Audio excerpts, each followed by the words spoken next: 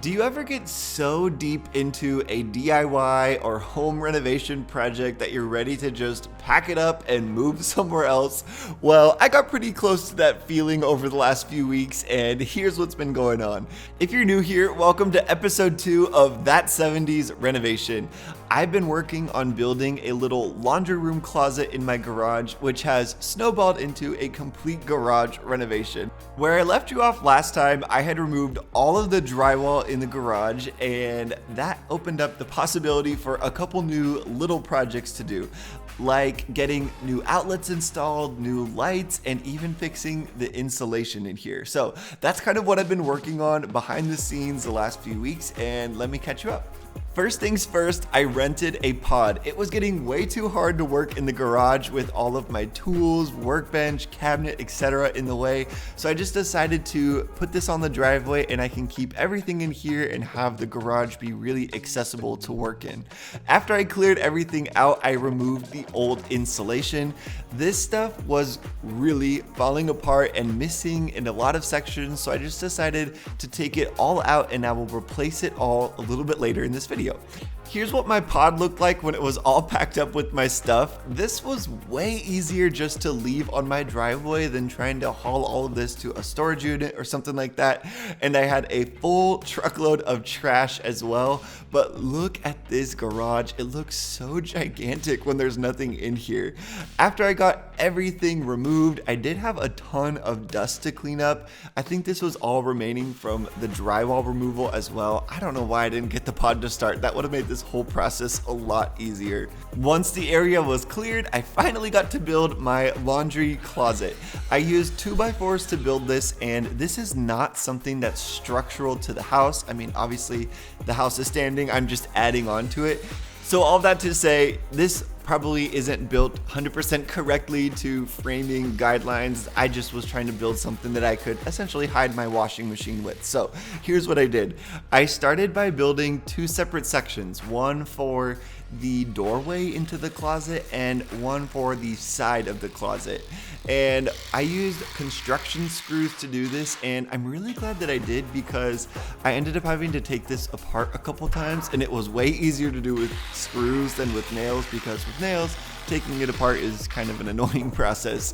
For my closet doorway, I doubled up on the header of that opening, and then also on the sides, as well as on the top of the frame. I put 2 2x4s because the walls are a little bit taller than 8 feet, so this just made it exactly the same as the walls in my garage. For the side of the closet, I built essentially just a little rectangle, and I installed this one first and then anchored the front of the closet to this side piece. It is really strong. It goes right underneath the Raptor in the garage, and I just essentially tapped it into place, and then a little bit later on I'll show you how I attached it with some bolts to everything in here. Once I got this side kind of nuzzled in place, I brought over my front piece, and this is where some of the problems started. I don't know if it was a good idea to build these on the ground before trying to bring them over, because it was such a tight fit. It was kind of hard to get them in there, but I did it, and once it was in there, I realized I did have some extra problems to fix. First off, I screwed it into the side piece. That was pretty easy, but then I realized that my header was bowing down. You can kind of see that there because those vertical supports above the doorway were too long, and it was pushing everything down. So I removed those, trimmed them, and installed later. But then on this side piece, I realized that it wasn't level. Something was off, and I couldn't quite figure out what it was until I realized that my header was too long. I planned for it correctly, but then I guess when I cut it, I just cut it an inch too long or something. So I had to take these apart, cut them down, and then reinstall them. And again, I'm glad I used screws, because that was actually really not that hard to take apart, but it was a little frustrating to redo, but I'm glad I was able to fix it relatively easily. Now, to attach this structure to the house, basically, I use these really strong bolts. They are about 5 inches long, and I use my impact driver to screw them into the rafters in the ceiling from the 2x4 walls that I built. This is extremely strong just by adding these things plus the wall is exactly the height between the floor and the roof, so it really doesn't feel like it's going anywhere. But I did add some screws into the side wall as well, and then my dad suggested that I add a bolt into the concrete as well. I was a little nervous about doing that project because I heard it's kind of hard to drill into concrete, but it was actually pretty easy. I used a special concrete drill bit to put into my impact driver and just drill into the concrete. It took me a couple times to get it as deep as I needed, but honestly, not too bad. And then to attach the frame to the concrete, I used this special bolt that you hammer down into the hole you've drilled and then use a wrench to essentially tighten it into place. And when you're doing this, it actually expands into that concrete hole and it holds everything in place. I will link both of those items in the description for you. I really wanted to add a couple more outlets and lights in the garage because I had all the walls opened up and it's a really good time to do that, but I did decide to hire an electrician.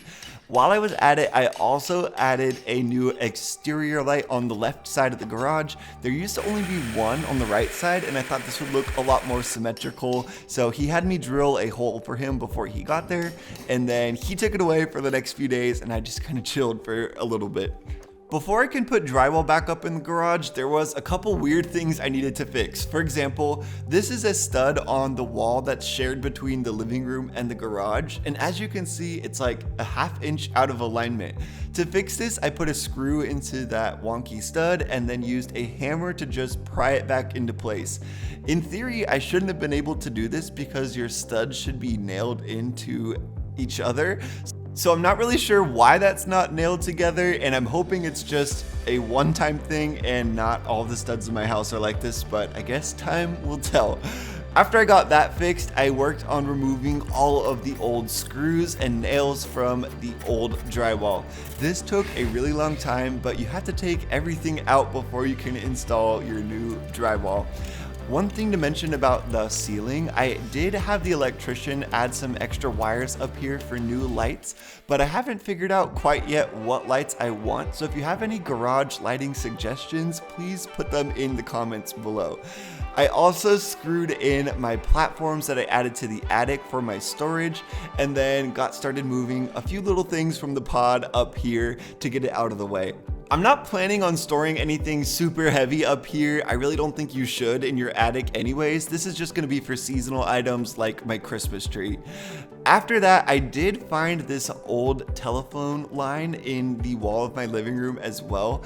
As you can see, it's not even hooked up to anything, so I wanted to just remove this while it was super easy to do.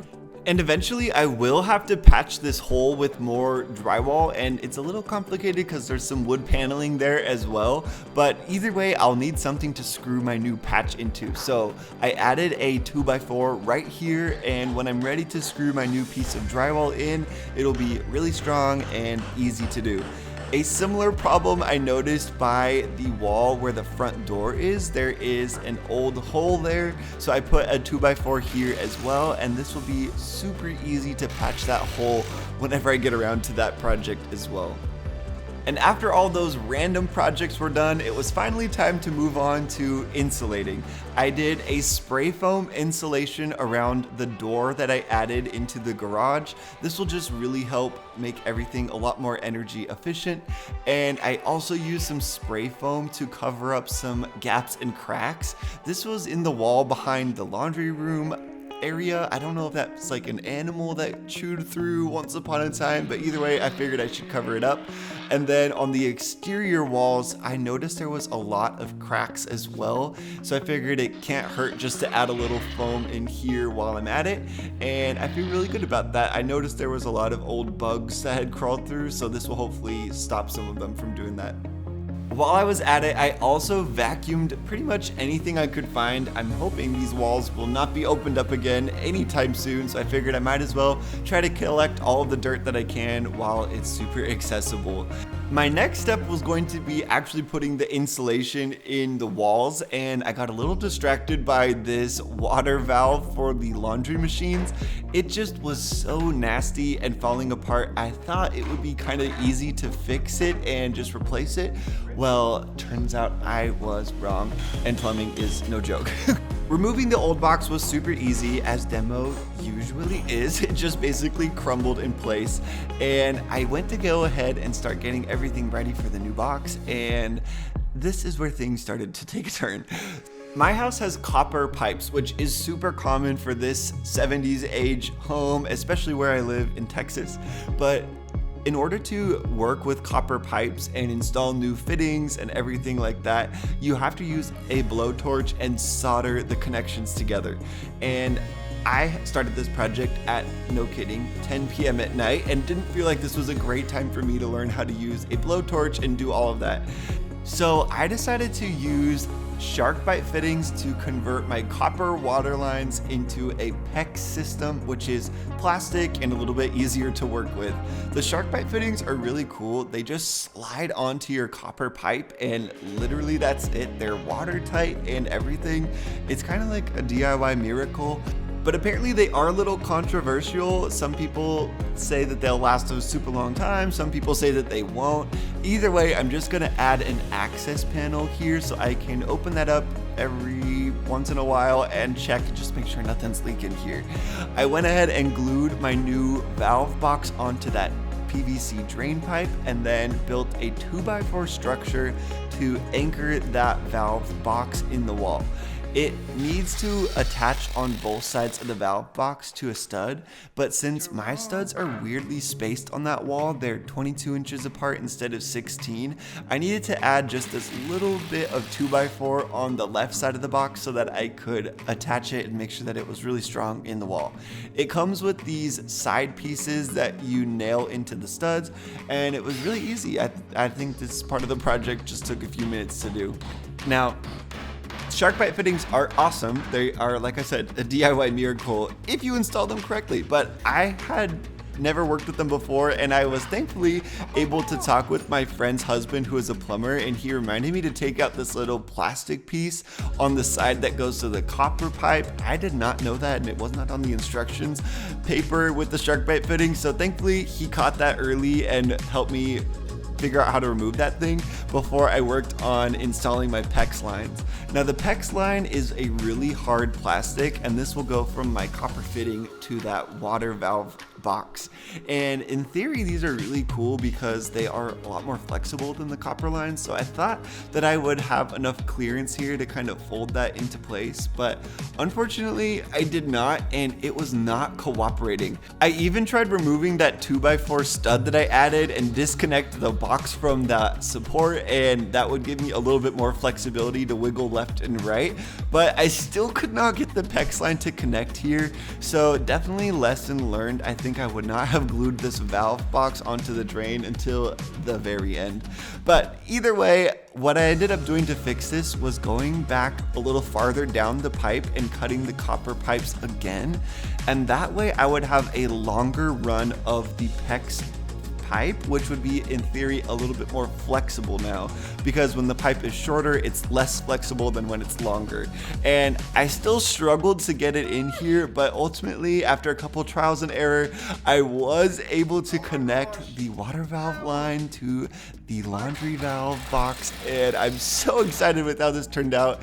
And I showed my sister all of this process, and she said, wow, you essentially had a long night just to get a new white box in your wall. And I said, yes, that's exactly what happened. After I wrapped up all of that laundry stuff, it was finally time to insulate the walls. I have never installed insulation before, but besides it being a really itchy process, it's actually pretty easy. You cut the insulation to the size that you need with essentially what looks like a bread knife. I'll link the one that I have for you. And then you just stick it in between the studs in your wall. I cut mine 1/2 inch longer than the opening was so that it would just, kind of like fit exactly right. And then my insulation that I have, you need to staple to the studs. They do sell other types of insulation that require no stapling and would be faster, but this was the only one I could actually find in stock in my area. So this is what I went with, and it wasn't that bad of a process. Now, I'm definitely not a professional, but here are a few tips that I learned along the way. First, you want to make sure you are wearing long sleeves, gloves, a mask, a hat, glasses, pants, suit, shoes, socks, everything, because this stuff is itchy. So the more you can cover yourself up from it, the better. It's not the end of the world if you touch it, but it does really get itchy. So you want to make sure you're covered up as much as you can. Typically, wood studs are placed 16 inches on center apart from each other, but in some cases, the studs can be a little bit narrower than that. The insulation is made specifically for 16-inch studs, so in my case, I had to just shorten it a little bit with my knife. Now, when you get to your electrical lines, this is where I watched a ton of videos to kind of learn about how people do this, and this was by far my favorite method. I would bring the insulation up to the electricity line and then just fillet the back of it just a little bit with my knife. I didn't cut all the way through, but just essentially a little slat through the back of it that the wire could stick into, and then I fluffed it up on the front, and it was so much faster than the other methods that I tried. For some reason, this one wall in my garage, the spacing of the studs is a lot farther apart than the rest of them, so the insulation didn't fit quite right. So I just had to kind of cut a second piece to go in each gap with them. They sell bigger insulation, but again, I couldn't find anything in stock other than this one installation, so I just made it work.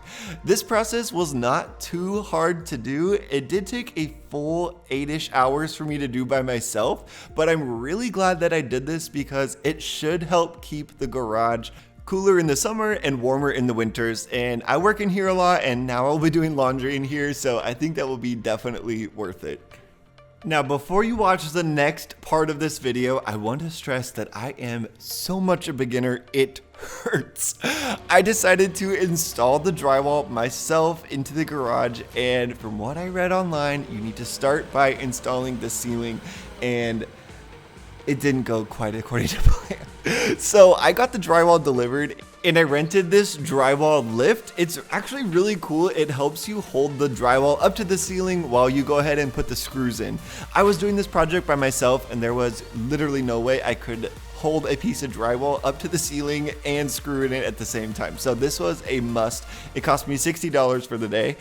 And I also got this dimpler bit, which helps make sure you don't put the screws in too far to your walls. Okay, that's all the tools that I use, and it's actually really easy to cut drywall. If you've never done it before, drywall is essentially just two big pieces of paper with a bunch of gypsum in between, and to cut it, all you have to do is cut through one layer of the drywall, hit the seam so that it folds over, and then cut through the second layer of paper. So that's really easy, and I won't show you that whole process throughout this video, but just know that's what I'm doing to cut the pieces of drywall to size. I started in this back corner of the garage because there was a lot more obstacles to work around, like the attic ladder, the light, and all of these different closets. And hindsight being 2020, I maybe would have left this till the end just because I wasn't super experienced doing the drywall yet, and this was actually kind of hard to do first, but I did get everything up there, which was good. And after I did this first row is when everything started to kind of go not according to plan. So when you're installing drywall, you want to make sure that both ends of the drywall match up with one of the studs in your ceiling or on your wall. And in theory, I knew this, but in practice, I just got so excited by the drywall lift and I just kind of forgot or didn't remember or something, and I just put up the whole first sheet of drywall as it was. So you can see on the right side that it hits that stud in the ceiling, and on the left side it's really close to hitting, but it doesn't quite. So that side's like floating a little bit. And I didn't realize it quite at first, so I just kept going. This second sheet of drywall also had a problem, but a different problem. There was an extra 2x4 hanging down a little bit farther than the rafters, and I didn't notice it, and I had a lot of trouble getting this one flat, and obviously that 2x4 was the reason why. And a few days later, I ended up taking the attic platform apart so I could remove that 2x4 and get this sheet to go flat. But definitely make sure before you put up any pieces of drywall that you just check and make sure everything is super level on your wall or ceiling so that your pieces of drywall will also be level. Again, I didn't quite really notice my problem quite yet, so I continued on with this second row of drywall, and this was pretty easy to do on this side because it was, again, a shorter piece that I had to cut to fit around that attic ladder. And even with these smaller pieces, the drywall lift is just so cool. It holds everything up in place so you can put the screws in and not be stressed the whole time. So when I got to the third row, I still hadn't realized this problem yet, and I put the whole sheet of drywall up like I was doing before, and you can really see here how on the right side it doesn't meet up with that stud. And this is where I started to realize that something might not quite be right here. And I ended up just putting a piece of wood on all of my corners and screwing in each piece of drywall to those support pieces so that they would be a lot stronger. But it still hadn't occurred to me that I was completely messing this up and I should have been cutting them to fit the rafter sizes. But I didn't realize this until way too late, and I had already put up most of the garage ceiling by this point, and I really did not have any time to take everything down and redo it. So please learn from my mistake and install your drywall correctly when you do it. I will link an example video down below that you can check out if you are interested in the full drywall install process. I went ahead and finished the garage ceiling, and a couple days later was really not happy with how the middle pieces of the drywall were a little bit saggy. All of my corners were super secure because I had added all those wood supports, but I ended up cutting a few pieces of scrap wood and climbing up into the attic and putting these on all of the seams of my drywall, and then going back down to the garage and adding screws into those pieces of new wood. And this really tightened everything up, and it's really strong. I'm not worried about it falling down or cracking in the future, but just one of those dingus moments that I had. I had to put a toolbox on those pieces of wood to hold it tight while I put the screws in, and of course I did screw into this toolbox, so it was just a circus all around. Here's a video clip of me removing that 2x4 I was talking about that was making that one piece of drywall not level. So anyways, I learned a ton about installing the ceiling, and I did start to install some of the drywall pieces on the wall, but I was really beat after this whole long weekend, and I decided to just take a little break, and now I'm ready to jump in and finish installing all of the drywall on the walls, and then I will move on to mudding and taping. Thanks so much for watching this episode of That 70s Renovation. I hope you saw that it's okay to make mistakes literally all of the time. Make sure you subscribe to my channel so you don't miss any of the updates from my garage project. We'll see you soon. Thanks for watching.